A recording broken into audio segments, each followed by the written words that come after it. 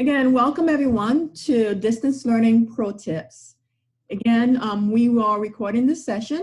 If you just joined us, we provided a link so you can get a copy of the slide deck.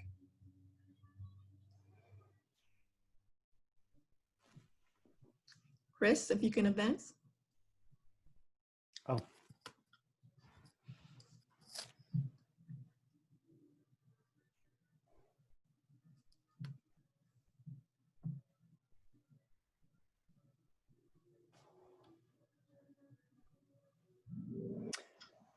So if you have the capacity and want to take a little pre-webinar Google form, we'll come back to this later. If you don't have the capacity or don't want to, don't feel free or don't feel like the need to, but we're going to kind of talk about this later in our session.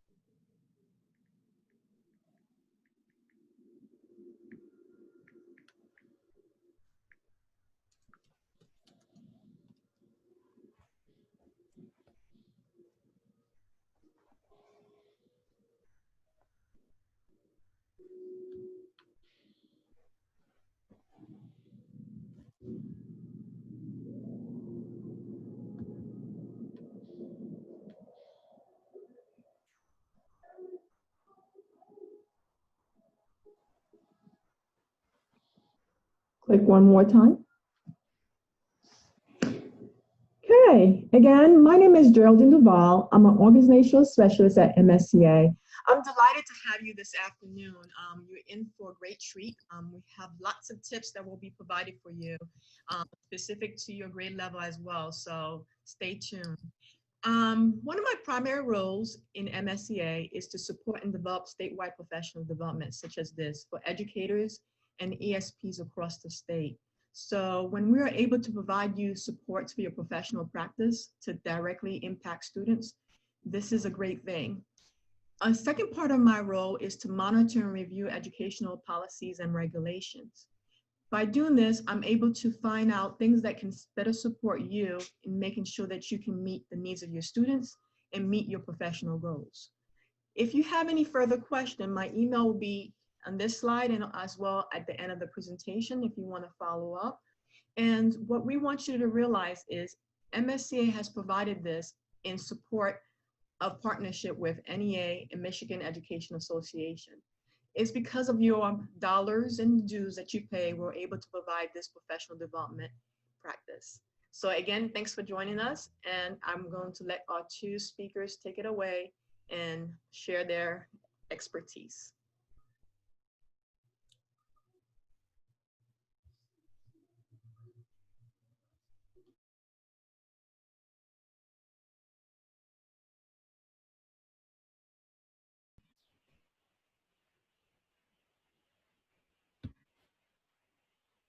We are so happy to be here tonight. Thank you so much for having us. Not a great way to start it out though, right? Like, oh, it's going to get better. It can only. Right, that guy Thomas, he forgot to mute himself and then undid his screen. Look, we're here because professional practice is important to all of us, right? And one of the things that we're just so proud that our association is able to do is to advocate for public schools, for the students within them, the staff that work there, because I'm sure, you know, like if we have great public schools and great support for public schools, this is not just good for us as the employees and staff that make it all work, but for us as a nation. So the capacity that's being built here, like, we appreciate your attendance tonight, and we're excited to share what we know. Now, Ellen and I, we're not like experts. We are practitioners. We are teachers. We have been kind of like deep in this for, you know, creeping, you know, more than 10 years for me, and about the same for Ellen. So we have a perspective that we'd like to share. But if you're hoping that we've got answers, we have the same problems that you do. So part of tonight is just to make sure that you feel like, you know, what you're feeling, that's normal. Yes. I prefer enthusiast. Knowledgeable enthusiast. You are a knowledgeable enthusiast. So look, if you would like to connect with us later, there's a couple of ways. You can find us both on Twitter. And this is static in the slide deck, so you can always come back and find this later. And you can also find us on, find us on email, and we've got that in slide, whatever that is, 7, I think. Yes. All right.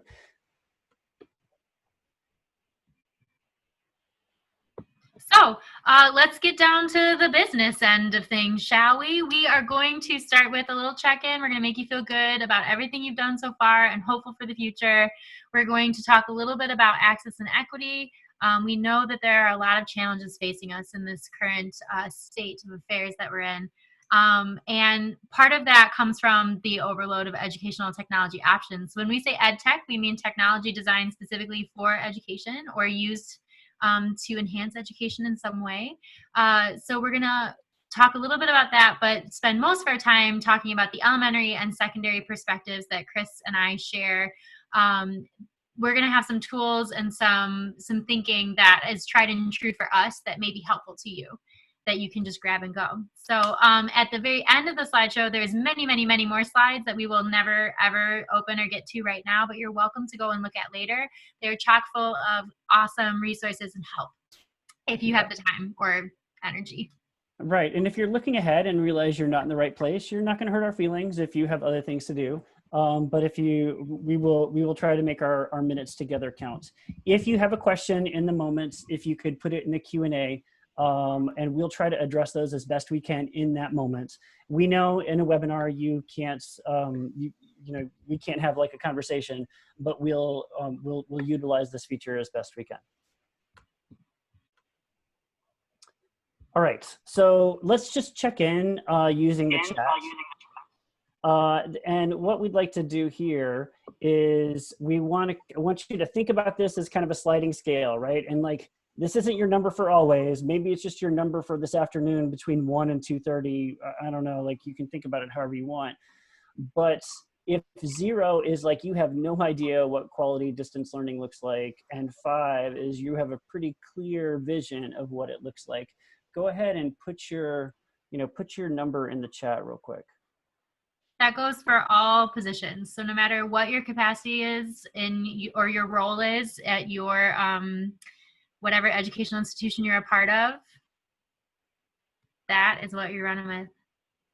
We've got a range. We do. Sometimes I feel like a 1. Sometimes I think I'm a 5, and then I get knocked down to 1, and then I work my way back up. Yeah, I was feeling a 5 until I muted myself, and that's how I started. And now it's definitely like a 1 there for me. No, you were trying to be conscientious, which is so difficult in Zoom meetings. I appreciate the fact that you were muted. Oh, thank you. I appreciate that. Oh, look, we got a 6. You got Joan Smith. You are our first 6. Smith is killing it. Good for you, Joan. I hope everyone else can keep up with your ambition. I love it. All right, that's really great. So actually, before we get too much further, I think that probably over the last 2 months, like we've kind of all built up our ed tech tool capacity. Oh, Greta did you one better. Did you see that? I like this group.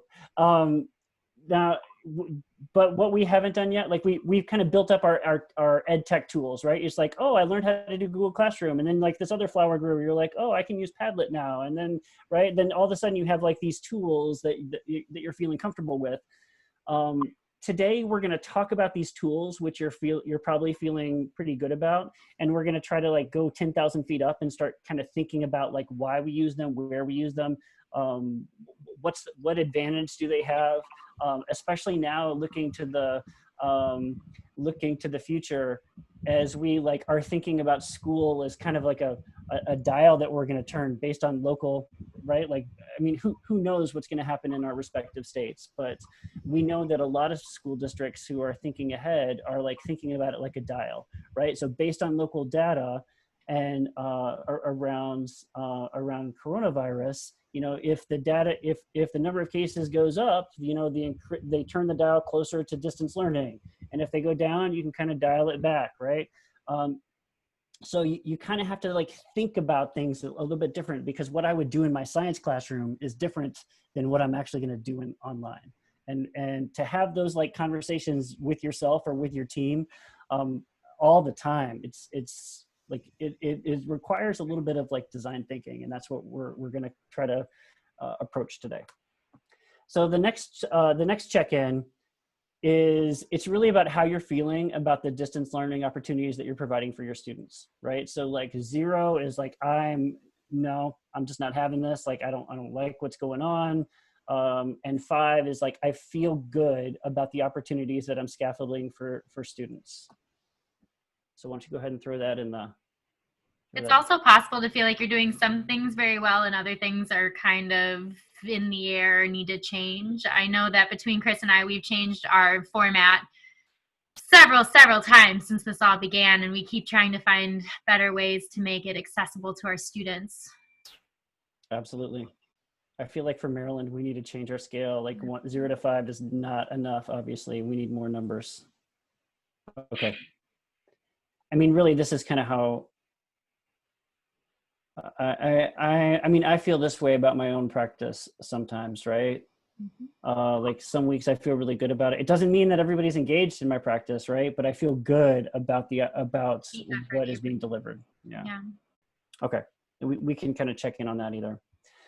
So look, there's some things that but we should just say them out loud, right? Like we know by now that you cannot replace what you used to do, the magic that you created every day in your classroom. Like you can't do it the same way, right? So like we just need to say that there's no translation, right? So the teacher you used to be face-to-face and the teacher you are as a distance learning educator, like they're different. So we've got to be really clear with our directions. We've learned that even though when we are really clear with directions, like they're not clear enough. So we've learned how to screencast. We've learned how to collaborate, because now it's just like, it seems, at least from my own experience, and Ellen could probably speak to this too, like it's just a heck of a lot easier for me to collaborate actually across my entire district. So before there was, it was like recommended, but now I'm kind of finding my people, right? Like I already knew who they were, but now it's like I handle Monday and they're going to get take care of this next piece, and we bring it all together. Yes. You've learned to set up times to communicate with families, with students, with your peers.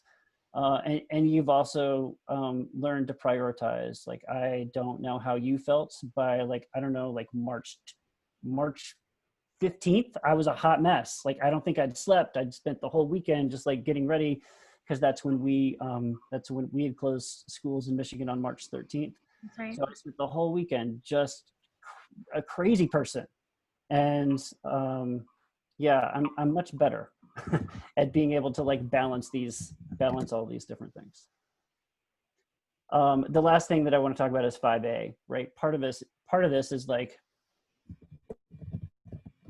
the best teacher that I want to be, right? Like I've spent 20 years in the classroom being masterful at what I do. It's a hard pill to swallow, to realize that I can't be that same great teacher. Like I got to be something different, Right. and that's going to be okay. So as a science teacher, as a teacher that's committed to Common Core, understanding what the inquiry process is and the value of like figuring out and how difficult that is in a virtual space. It's not impossible, but it is so much more difficult. And being able to balance these things it's hard. So we just want to recognize those things. That was lovely, Chris. What, you want to talk about your elephant here, and I can jump in if I need to.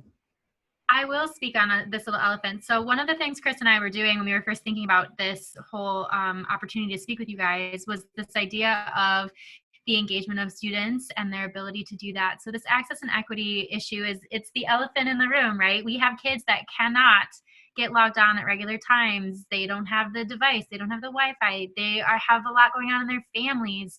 So there are a lot of responsibilities that our students have. And this is a really big challenge because we're having the same challenges ourselves with our own homes and families and situations. So we're trying to find that fair and equitable line that has sort of become very wibbly wobbly in the last few months. So everything that you're thinking, everything that you're feeling is true and it's right, and we acknowledge it. And like Chris and I have said, we don't have magical cures for any of this, but the hope is that we can understand and address these issues in every way we can. So my personal mantra is, you can only do what you can do. and you just try to do the best that you can do. So we're going to give you a little bit of our best so that hopefully it can make you feel that even though we're dealing with this elephant of the uncertainty and the disparity, we're attempting to level the playing field as much as we can in this time, now Absolutely. and moving forward to fall. Click, click. There we go. Okay. Oh, it's your guy. It's my guy. It's your guy. This is my buddy. I keep him with me and around, and Chris has fallen in love with him as well, because I think this is us. I think this is our parents. I think this is our students. We all end up having this face at one point or another. So he's going to look over us as we move on for the next slide or two, because when it comes to ed tech and all of these options of apps and websites and tools and logins, it can be very, very overwhelming. So we're going to talk about that a little bit, and he's just going to glower from the corner at us. So the next slide is pretty valuable. If you would like to delve into it, you may, by all means. Prepare yourself for 10,000 links and details about different services that are out there for you. It is overwhelming and outrageous, but so lovely that there are so many wonderful, beautiful tools out there, and especially all the ones that have sort of changed their standing to have free options for students and parents and teachers at this time. Feel free to check those out, look for new tools, or maybe not, because there's already a lot going on. You forgot, you forgot about the guy, Ellen. You forgot. I know, I forgot. I'm a sucker for ed tech, you guys. I will jump into anything. Now may not be the time. Yeah, 10,000. 10,000 things is too many things. So this is here for you, 2 years from now when things settle down. So what you really need to do is make sure that you stick with what you are using and know, and really refine that to make it do what you want to do. But if you're ready to sort of integrate something else, do it very slowly and have your end in mind. Know what it is that you want and find the thing that will help you to do it. So the best way to do that is to rely on your friends, your neighbor down the hall from you at school, the teacher that you've known for 10 years, the brand new one that came in but loves something and can help you with it. If you have someone to rely on that person. And if that's me or Chris, that's okay too. You have our emails. But another resource for you that's really super important is Common Sense Education. So for the last 10 years or so, they've been hiring teachers specifically to evaluate all of these different technology and resources and really let you know what the benefits are and why they love it, which is great, because Chris has spoken a lot about how a lot of these resources that are out there for us aren't designed by us for us.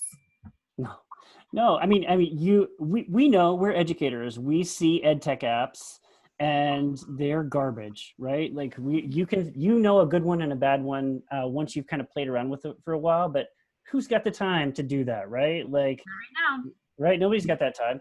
So what Common Sense Media does, or Common Sense Education, if you've never used Common Sense, like Ellen has put the link down there in the bottom left-hand corner, but it's an amazing resource, and it's actually another member benefits.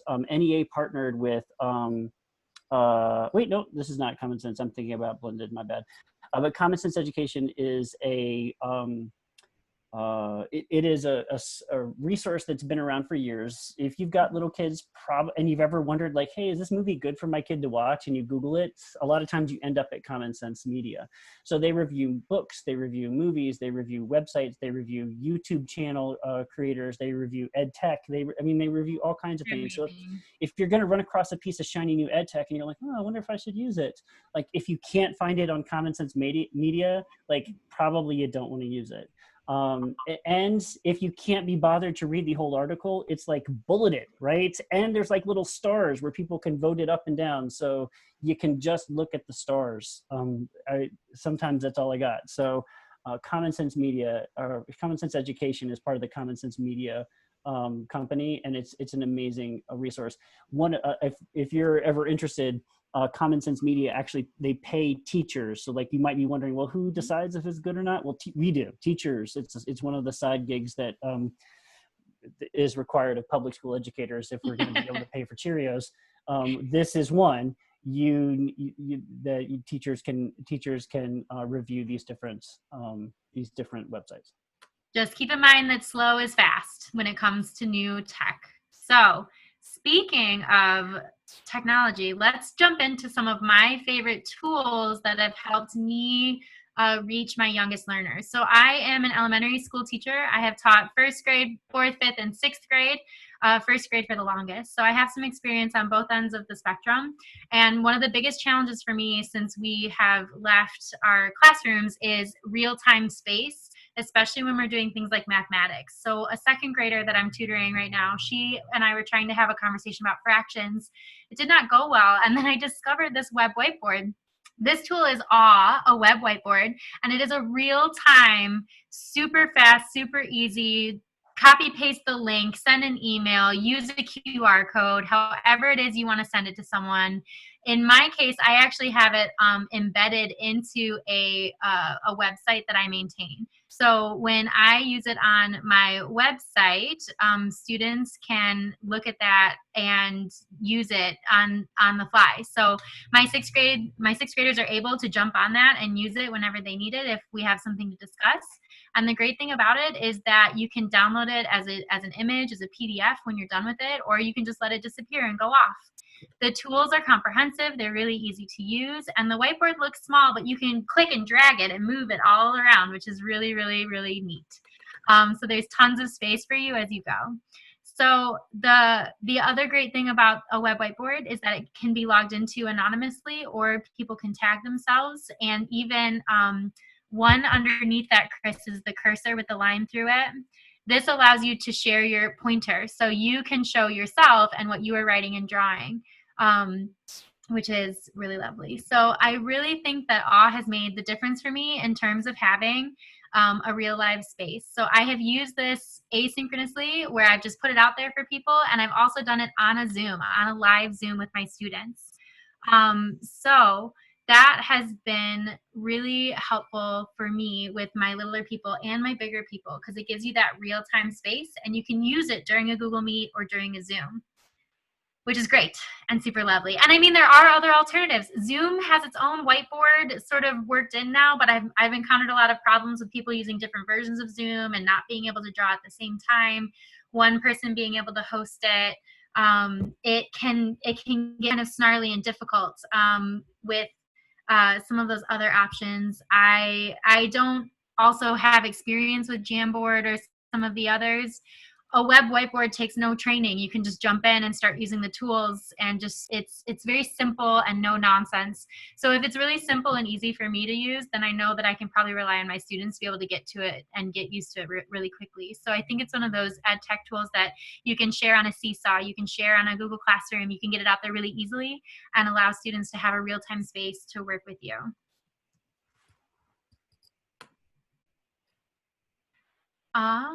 Yes, so I spoke a little bit about how I have a website. I use Weebly, which is a website builder. And there's a slide about that in those later slides that I told you about. So if you want to learn about Weebly and website building, I would highly suggest you check that out later. But the really, really great thing about my website is that I can embed things right into it. So one of the things that I use the most, especially with my littler people, is Symbaloo. And the thing about Symbaloo is that they are just active links, basically. And these links are little images. You control what the picture says, looks like, what the words say. And even my first graders could log on to this Weebly that I created where I had my Symbaloo.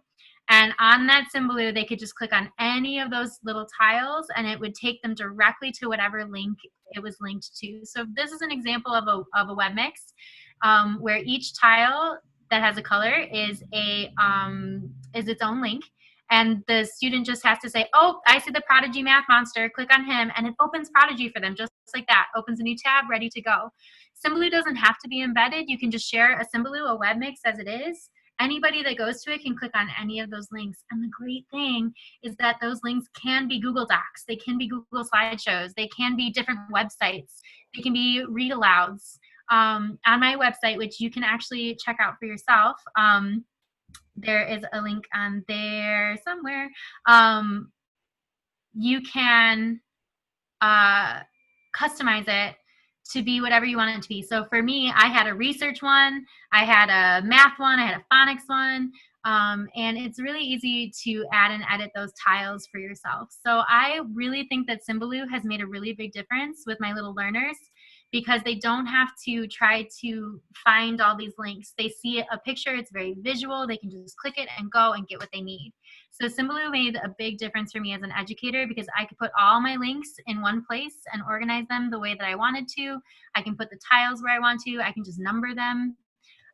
It's a really lovely, easy to use link distribution that has no login or sign in of any kind. So it's very simple for families and students to get to where you're trying to send them. We'll put Ellen's website address in the chat here in a second. For some reason, every time I try to enter in the chat, it like messes with my screen share. So I'm going to stop interacting in the chat. I'll stay in the chat. There's on the right-hand side where it says pick and choose, there's a try it here first grade sample. If you click on that here, it will take you to my first grade website where you can see Symbaloo in action.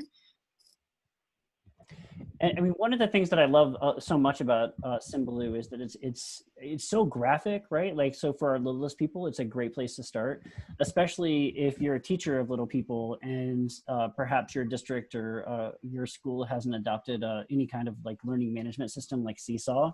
Symbaloo is a great place to collect all the like the different links that you have to send home, right? And it's an easy format. It's really for parents to understand, because they're yeah.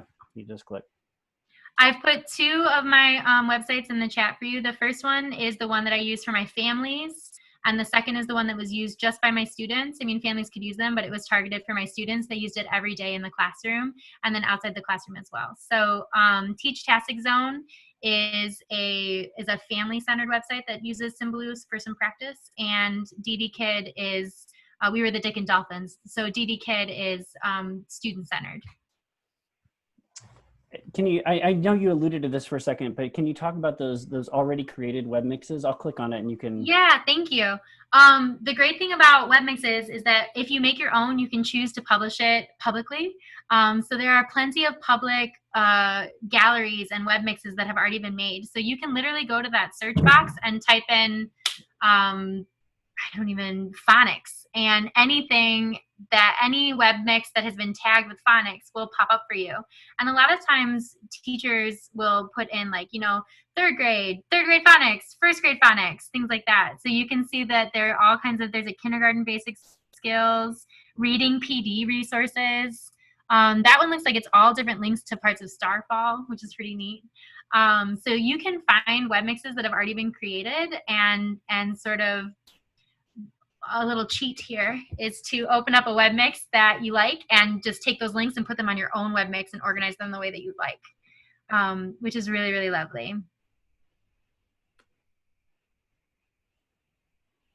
So if you are looking for a way to get what's in here out to your students in a really simple way, Symbaloo is great. So if you're designing a slideshow or a PDF, or you want your kids to watch a video, anything like that, you can make a one-stop shop for anything you'd like, and you can color the tiles and organize them as well. So you could make all of English green and all of math red and things like that. So Symbaloo is a lovely place. If you're looking for something that's a little more organized, an actual learning management system, it's going to have a login element. So for Seesaw, this is one of the most well-known. If you're a Seesaw user and you want to throw a little S for Seesaw in the chat, you can go right ahead. It's hard not to love Seesaw. It's really come up in the last few years, and it just keeps getting better. There is a free version. They have, it has all the basic tools that you need. But the great thing about Seesaw is that there's not only a place for students to create content and thinking, there's a really beautiful activities option for you to create a whole little learning package that you deliver to your students. And the benefit is that you don't have to do it all on your own. The activity library is huge, and you can search by grade level, subject area. You can create your own activities. If you find an activity you really like, but it's not quite right, you just grab that and you change what you need to change and you send it out to your students. So you don't have to reinvent the wheel. You can use Seesaw to communicate with parents and families, there's a built-in translation option. So if you have families that are ELL families, English is not their first language, this will automatically translate for you. I had a student, her family was from Japan, and whenever she came to see me, she would just open her Seesaw and we would chat back and forth together because it would just translate for us. And it would all be saved there where we could see it. And it was really great. So Seesaw is a very versatile tool, and the creative tools are so simple and easy for students to use. It's almost astonishing. I have seen kindergartners and preschoolers open up those tools and just go to town. It's amazing what they can do. So these are the main creative tools. The photo, drawing, and video options all have recording options. They all have drawing on the screen options. They have comment options like in the bottom, labeling, all kinds of great features. You can upload and connect from any Google account. You can type on notes and you can send out links. So you as the teacher can create any content you want and send it out to your students. Or you can create those activities and see which students have logged in and done those, which ones haven't yet. You can communicate directly with parents and families. It's a one-stop shop. So there is going to be a login, and there is going to be a little bit of work on your part to make sure students know how to get in. Parents are pretty involved. They can only see their own students' work. So I would highly recommend, if you're going to jump into Seesaw, if you can co-teach with other teachers so you're not on your own, that is a great way to do it. Oh, I see we've got a Seesaw certified educator. What up? I'm on your level. I love that. So you've got someone right here, you guys, in your community that knows how to do this. So I would highly recommend that you check out Seesaw as a tool to use to manage your class and the content and put it all in one really beautiful space. If you're using really little learners that don't have a lot of typing skills yet, this is great because they can draw, and it's great because like if they want to leave a comment, they can just hit record and record their voice. So there are great options for our littlest learners here. And Seesaw does such an amazing job at seamlessly integrating families who have the capacity to be involved in what's going on. I mean, obviously this is an access and equity issue, right? But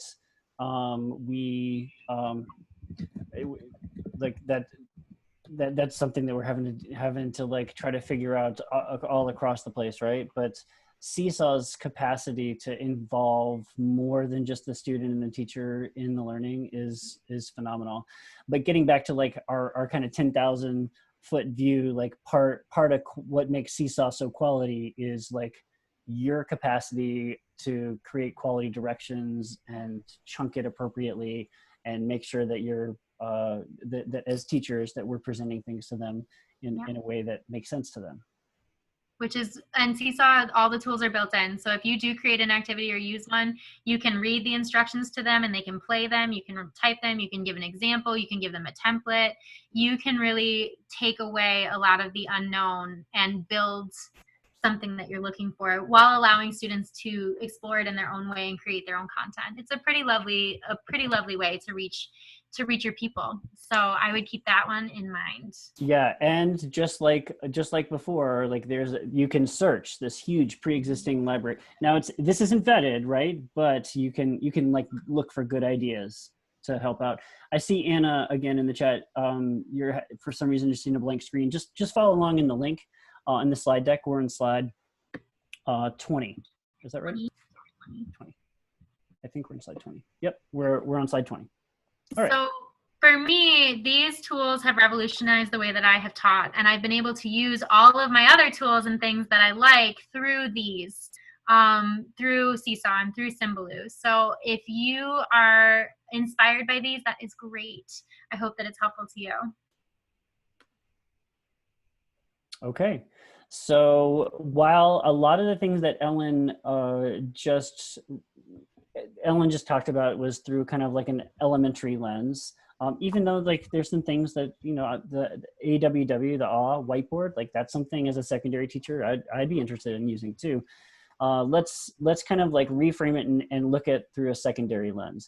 Most of these are tools that you have seen before. You are probably using them, but like I said before, we kind of want to have that 10,000 foot view and kind of get out of the probably what most of us are feeling good about is like, okay, I know how to screencast now. Okay, I can make a Google form with feedback, right? Like we want to like take it to like whatever the next step is going to be, so that we can feel so that we can kind of like think holistically about how kids are learning, as opposed to like just these distinct tools.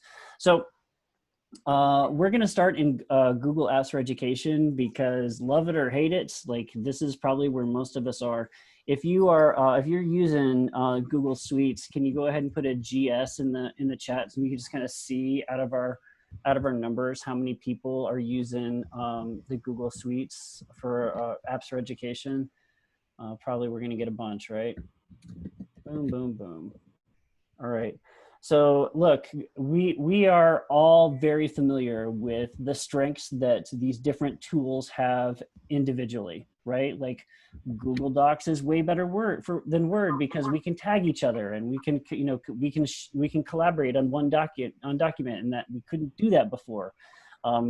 Google Slide Decks I like much better than PowerPoints, for X, Y, and Z reason. Google Classroom provides me a place to put all the things down, right? So, and collect all my thoughts. Google Forms is an opportunity for me to formatively assess, right? I use that all the time, even when we were face-to-face. But what we want to do is we want to like, okay, one, we want to know the tools, but we also want to like leverage them together to make something like that's really good, even better. Because they all have these different capacities and strengths. Now, probably you've run across this, but just in case you haven't, Ellen and I wanted to like point this website out. It's called teachfromhome.google. So in the early days of the pandemic, Google's Apps for Education team was able to create this website. I think it was out as early as like, mid-March. And it answered a lot of questions with some like self-paced modules that teachers had, like, how do I teach remotely? How do I make lessons? How do I keep students engaged, right? Like a lot of the questions that we're dealing with. But what they've done, if you haven't been here yet, so you might want to spend some time, is they have these like self-paced modules. So if your issue is like, okay, well, how do I teach? Well, I mean, really, that's probably not where most of us are right now, but like you can imagine, past you from 2 months ago, you're like, oh wait, how do I do a video call? So you can watch this tutorial and then open it up, and they have these online self-paced modules that you can kind of work your way through. How do you manage a virtual classroom? So probably you're comfortable in Google Classrooms, but maybe you've never considered a class website before. I mean, honestly, if you've got Google Classroom, like maybe you probably don't need a classroom website. But if you're a school, or if you're thinking about it systematically, right? Like Google Classroom becomes really hard to manage when you're getting kind of outside of your classroom. Mm-hmm. So a Google site could solve that problem for you. So for us, we're using Google Sites to manage like our school level, probably like most of you are. But if you've never done this before, like you need a place to start, and this is a great place to start. So all of if you can go through, listen, this is the last one I like that I'll talk about here, but there's really so much quality stuff here. Many of us are obviously worried about, our most vulnerable students. Like in this moment, it's about like maybe they're addressing, language learners, or perhaps they're talking about kids with individualized education plans, and they need some additional support. So like what kind of embedded support is already available? So if you've never had to use it before, because you could always be face-to-face with your students, these are digital options. Now, getting back to where we started, remember they're not great replacements, right? They're not as good as what that was happening, in January, but it's a place to start, and it gets your brain moving in a direction that's maybe a little bit different, and helps you kind of like, get off the ground and start thinking about what it could look like a little bit differently. It's very interesting to think about how these looked in your classroom with you there to support, and how they look now, where a lot of the learning that we're doing is not in real time. So it's definitely a resource that has helped me to better understand how I can make everything that was working well in my classroom in real life work in this pretend life that we're living now. Pretend life? No, I would say it's more like an extra real life. Extra real. Yeah, who's our Office fan out there? What was that thing that they played? It was the game My Second Life. Is that a real thing? Did people really play that? I don't know. You hit me over in the chat. I don't actually know. Anyway, I'm digressing. I'm sorry about that. let's talk about how I'm kind of like having this 10,000 foot view about what was brick and mortar and what is now distance learning. So my instruction that used to happen in class, like with conversations with students, mini lesson, well, not really mini lessons, but like those kind of figuring out moments, like how do I duplicate those?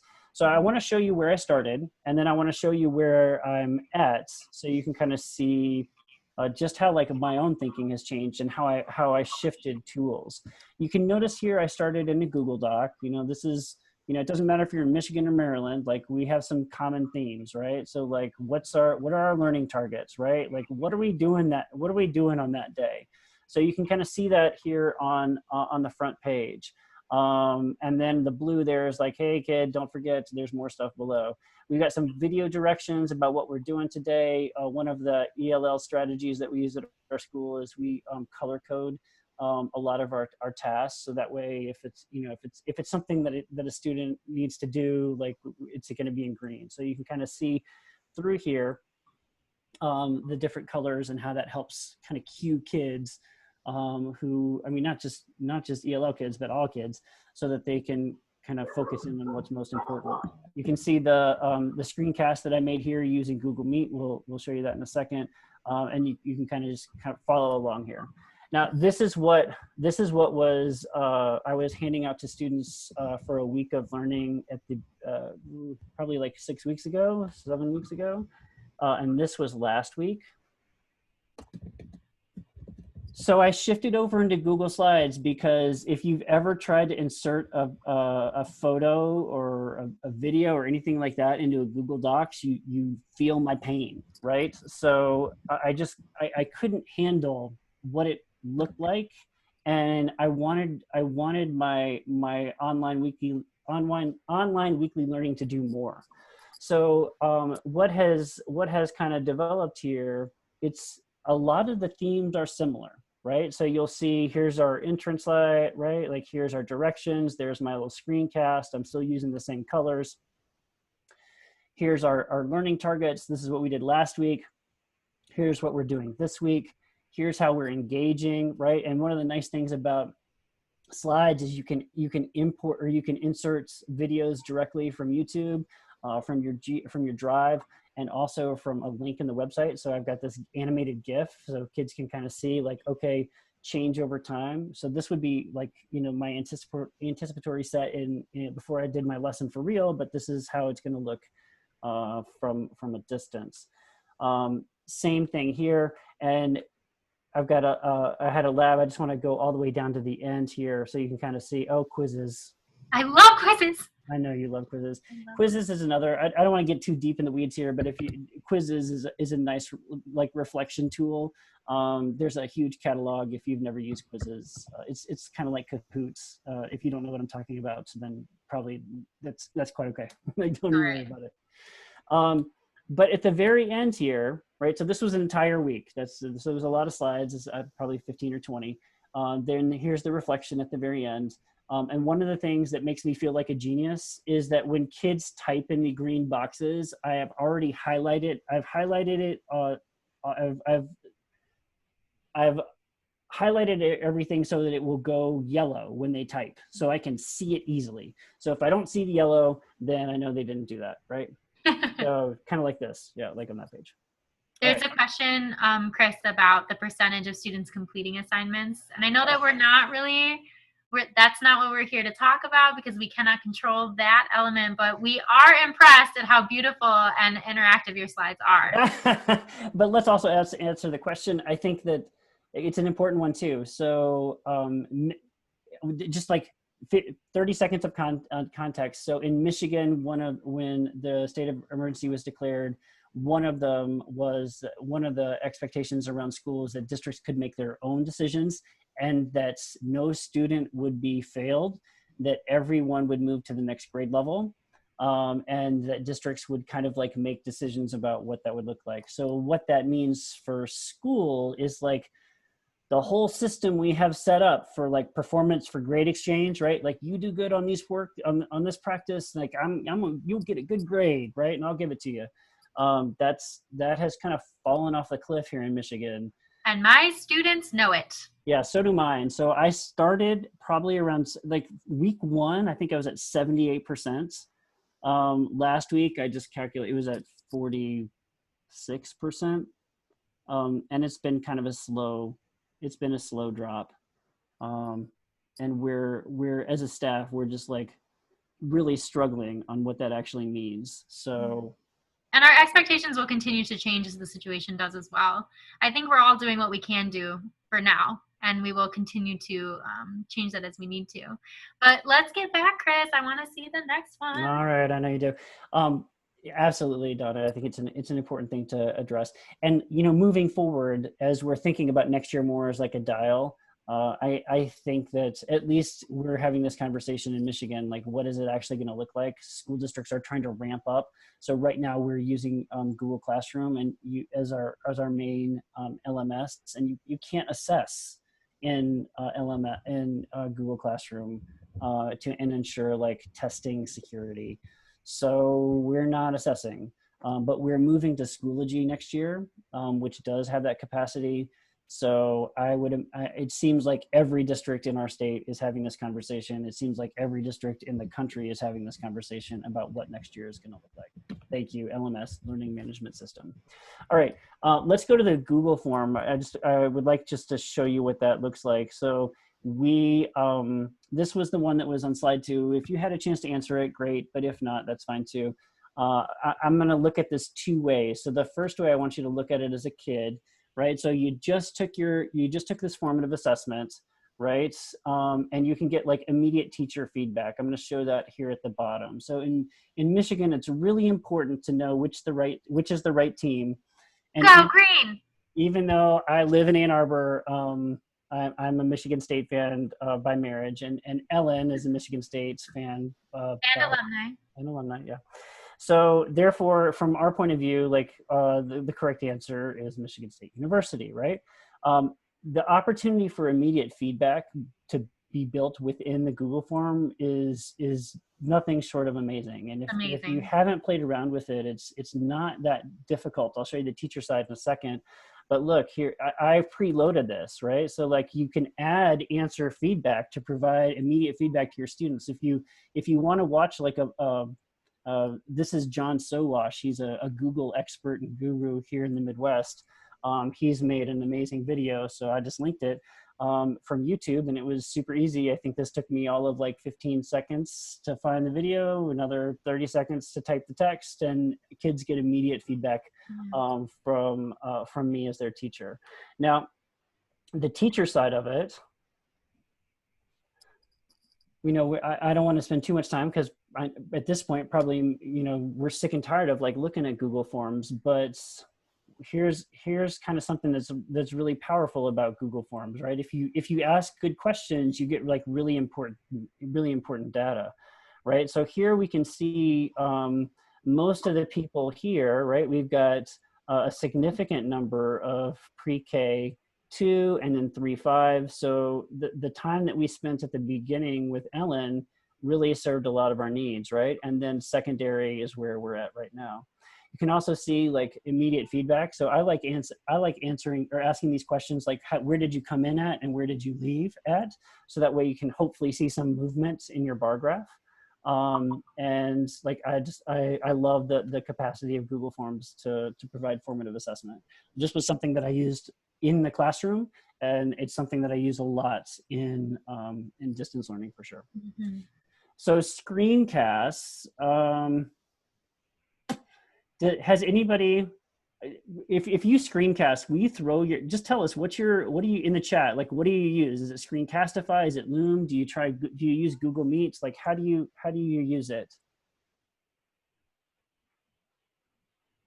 They each have their own benefits for sure. Absolutely. Screencastify. I forgot about that one. Mm-hmm. Oh, Michelle, you're using Google Meet like I do. I really like Google Meets. Yeah. Oh, Taylor does too. Yeah, it looks like everybody's got one. Why don't we skip this one for right now? If you want me to show you how to use Google Meet to screencast, I'll show you. We can do that at the end once everybody else has an opportunity to roll out. After we want to respect your time, but we can come back here if we need. I also use Google Meets for office hours. I have 4 days of office hours. Wow, saying that out loud, I forgot to cancel my office hours today, Ellen.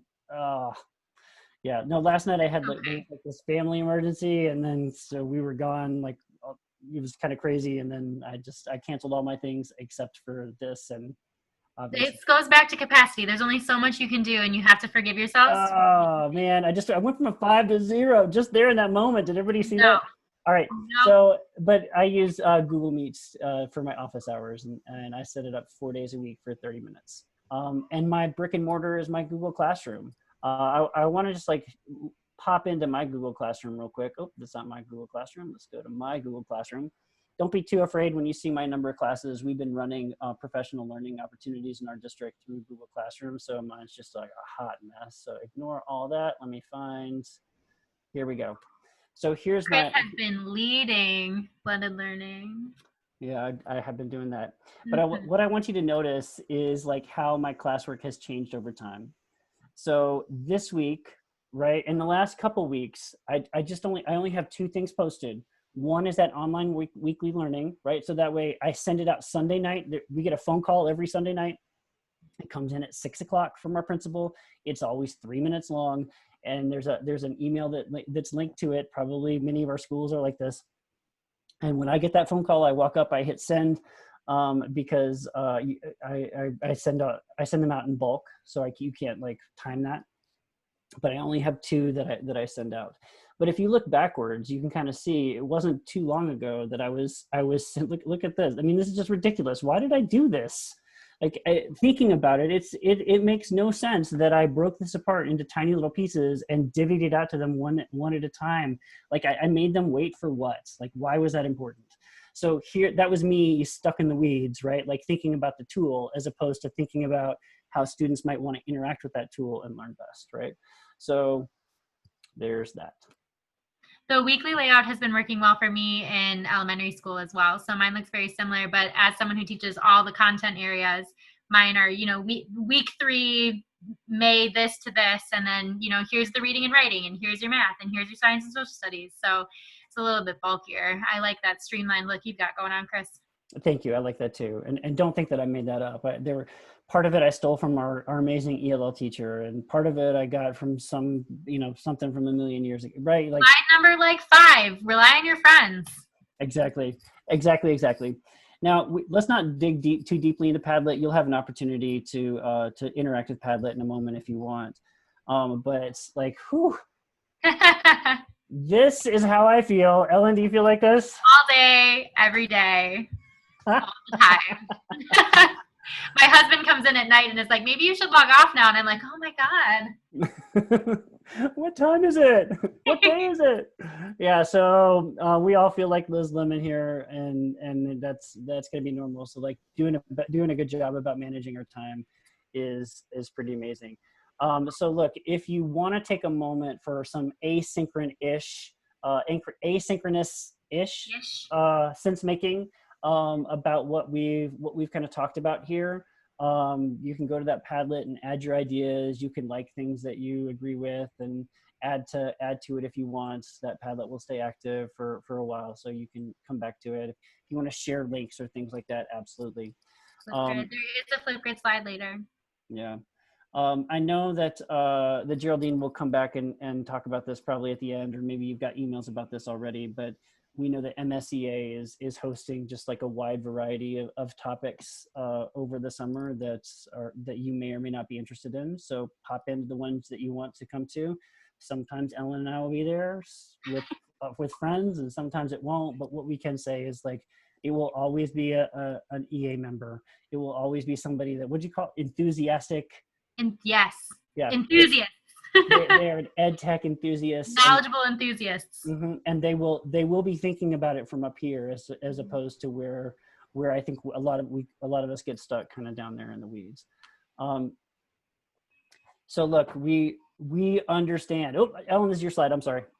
Your face is there too. Oh, it is there too. We get it. We know. All of these links are here for you. You can go back to them anytime. That previous slide is one of my favorites because it shows you kind of breakdowns of different ways that Chris and I have been thinking about this as it's been going on. You're okay. You can change what you're doing. You can change it right now. You can change it slowly. You can think about it for a few days.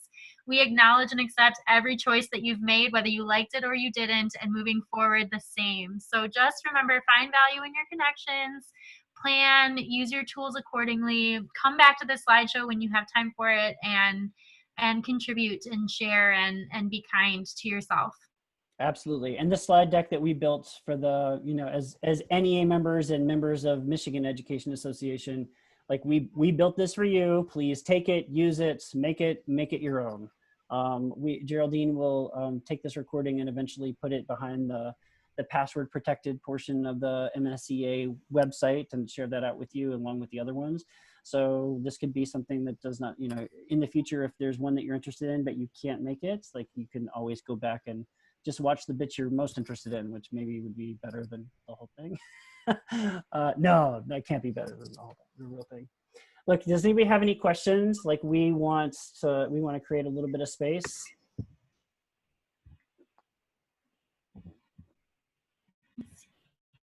You can just throw it up in the chat. It says the link, you're saying the link to the Padlet doesn't work. All right, I'll double check that right now. I am working on adding it into the chat. Are you? Even better. It's long, but it should get you there.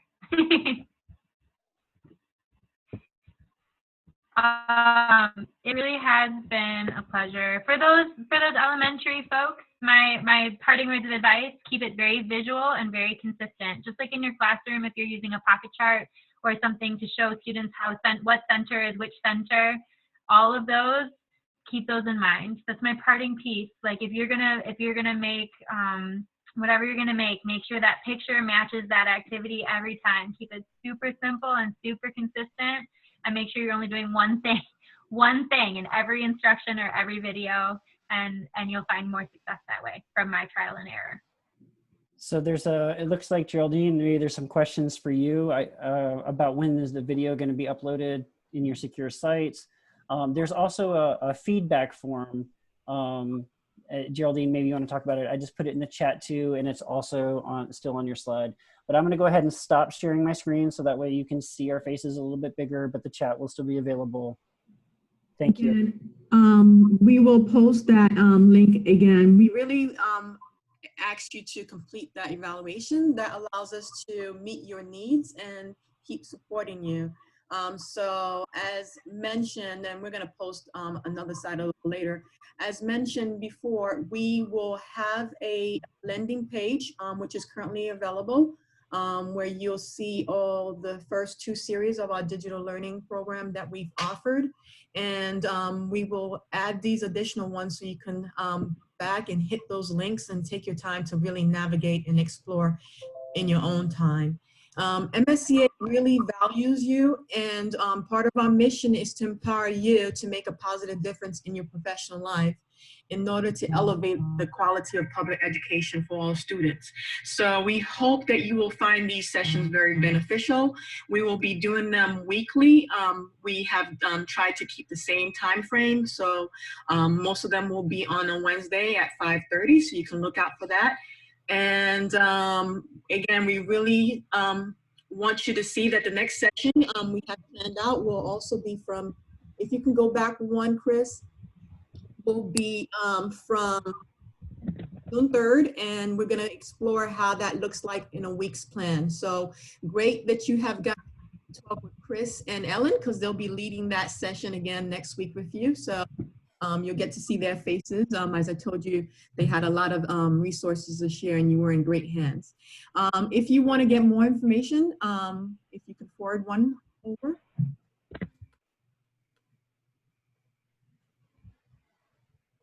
The main page, if you want to explore, is the first link. The second link, I'm going to ask Ellen to add that in.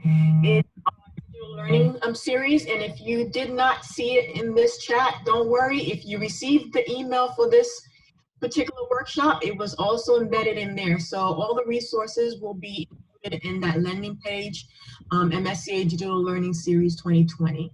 We thank you for being a member. This is your dollar dues at work because you are important to us and we believe you are the key and you have a lot of wealth and expertise. And so we want you to continue helping us build that professional development network within our MSEA family. So we will also be sharing a link soon for us to add to our toolkit that we talked about in series number 2. So we ask you to add information so we can build that wealth of information in here at Maryland. I think that ends it for us. And we really suggest that you complete that feedback form. It's posted again. The hyperlink ends with MSEA Protips. So please take the time to complete the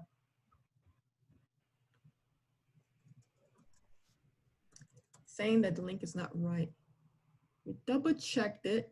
Let me, oh, Chris is going on there to copy it, but if not, I can try as well. Yeah, you should be able to copy and paste like you, right, Ellen? You can't click at it in the chat. You actually have to copy and paste it. Yeah, from the chat, you'll have to highlight it with your mouse and either right click or you can hold down the control and the C button to copy it and then the control and the V button to paste it into any internet browser. So if you are trying to click the links on the Zoom share, the share that's happening right now, it won't work. You will have to open your own copy of the slideshow. If for some reason you're not able to do it during this, we will send that link again. Please take the time to complete it so that we can continue this great work. We'll take any last minute questions. The other option too, I believe is Anna or Anna. You can always email me and I will send it to you so that you can open it. I can do that as well, if that's easier for you. Greta, thank you. Bucket filler. Love it. It's so good to feel that we can help. And we know that this is a lot to just throw at you, but these are some of our favorite things that we've learned over time that have been helpful to us. So if you can make them work for you, that's what's really important. Or ignore them if they're not what you need at all. Like right, except that there are many right choices, right? There are many right choices between like a paper packet that you're handing out to actually literally doing nothing. Like sometimes that's the best choice to make, you know, considering those access and equity issues. Like this is not a problem that we can solve in a 60-minute webinar, but we can start like getting our brains prepared for what next year might look like. And how these tools can go both in the classroom and outside. So if you can't use it now, maybe down the road, you know, you remember it and you're like, oh, this would be a good time for that. These are there, they're gonna be around. So whenever you need them. Oh, and don't forget to check out the other slides. They're good too. The ones that we didn't even get to that are just there for you. Just take a quick peek so that they're in the back of your mind. We just wanted to get a pulse to see if we were continuing this session into June, how many people would still be interested in continuing having these digital learning series. Lovely. Yes, I'm in. So, okay, we are moving forward. We're delighted to see that you're finding these very helpful. And so to meet your need, we will continue highlighting them. You will see links to many more of these sessions again on that landing page. And let me just show you what we did here, right? Like, so this is how I use this tool with my students.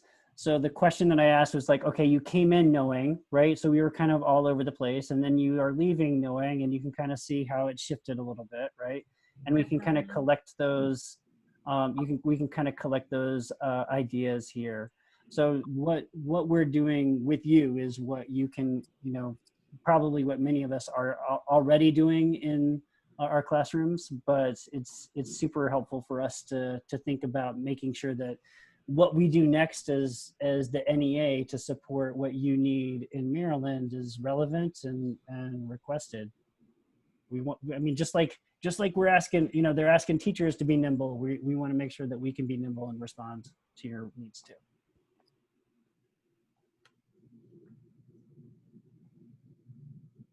Thanks, Donna. Our team is so thrilled to be a part of your journey. Again, I want to thank Chris Thomas and Ellen Brooks for helping us reach out to our members at Maryland. Again, you will see their lovely faces again next week. If you join us, please again register, share the link with other members so they can join us next week if they missed it. If you're a member, you'll have an opportunity to access again all the information from this webinar on that landing page, so no worries. It takes us about a week to vet everything and make sure everything is downloaded as we did last time. So give us a little time to kind of work out all the kinks on the back end, and you'll have access as before to all the information that we provided. So again, we want you to see MSEA as your professional development network, and we believe you also have a wealth of expertise. At one point, we will also be sharing information for you to upload your resources. There's several people that have their own websites and blogs that would benefit other members, and we want to continue building that network. So thank you again for joining us this evening, and we will be signing off in about 1 minute, just to give enough time for people to grab whatever they want. And I see a couple of hands up in the participants, so. Oh, I see. Okay. Got you, Margarita. Nice.